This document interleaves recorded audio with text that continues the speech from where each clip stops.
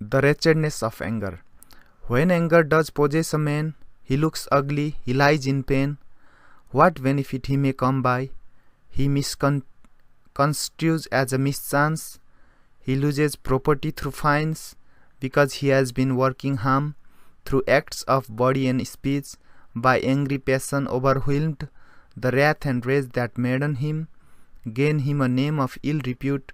His fellows, relatives, and kin will seek to shun him from afar, and anger fathers misery. This fury does so cloud the mind of man that he cannot discern this fearful inner danger.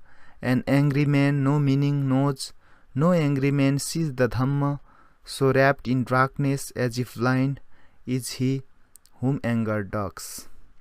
Someone, a man in anger hurts, but when his anger is later spent with difficulty or with ease, he suffers as if seared by fire. He looks betrays the sulkiness of some dim smoky smouldering glow, whence may flare up an anger blaze that sets the world of men aflame. He has no shame or conscience curve, no kindly words come forth from him. There is no island refuge for the man whom anger dogs.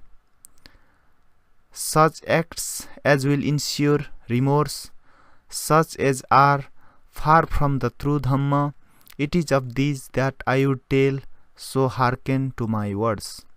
Anger makes man a patricide, anger makes him a matricide, anger make him slay the saint as he would kill the common man.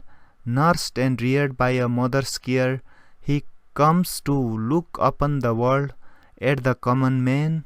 In anger kills the being who gave him life. No being but seeks his one self's good, none dearer to him than himself.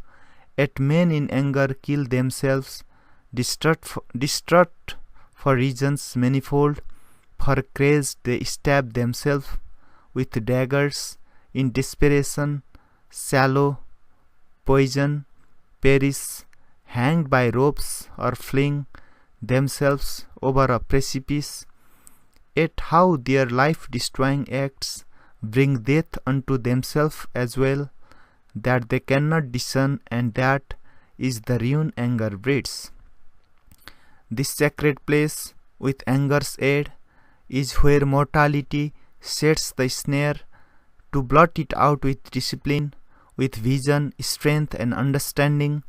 To blot each fault out one by one, the wise man should apply himself, training likewise in the true Dhamma.